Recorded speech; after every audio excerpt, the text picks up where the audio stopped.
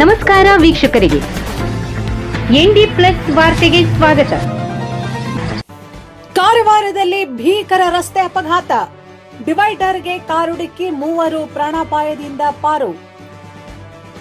ಕಾರವಾರದಿಂದ ಸದಾಶಿವಗಡಕ್ಕೆ ತೆರಳುತ್ತಿದ್ದ ವೇಳೆ ಸಂಭವಿಸಿದ ಭೀಕರ ರಸ್ತೆ ಅಪಘಾತದಲ್ಲಿ 3 ಅದೃಷ್ಟವಶಾತ್ ಪ್ರಾಣಾಪಾಯದಿಂದ ಪಾರಾಗಿದ್ದಾರೆ.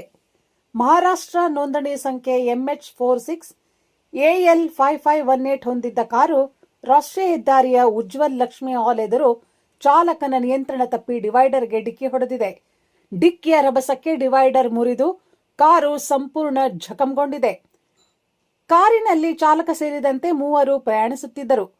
ಅಪಘಾತದ ತೀವ್ರತೆ ಹೆಚ್ಚಿದ್ದರೂ ಕಾರಿನ ಏರ್ ಬ್ಯಾಗ್ಗಳು ಸಮಯಕ್ಕೆ ತೆರೆದ ಕಾರಣ 3 ಸುರಕ್ಷಿತವಾಗಿ ಪಾರಾಗಿದ್ದಾರೆ. ಯಾವುದೇ ಜೀವಹಾನಿ ಸಂಭವಿಸಿಲ್ಲ ಎಂದು ತಿಳಿದುಬಂದಿದೆ. ಘಟನಾ ಸ್ಥಳಕ್ಕೆ ಪೊಲೀಸರು ಭೇಟಿ ನೀಡಿ ಪರಿಶೀಲನೆ ನಡೆಸಿದ್ದು, ಅಪಘಾತಕ್ಕೆ ನಿಖರ ಕಾರಣ ಇನ್ನೂ ತಿಳಿದುಬಂದಿಲ್ಲ. ಈ ಕುರಿತು ಹೆಚ್ಚಿನ ತನಿಖೆ ನಡೆಯಲಿದೆ.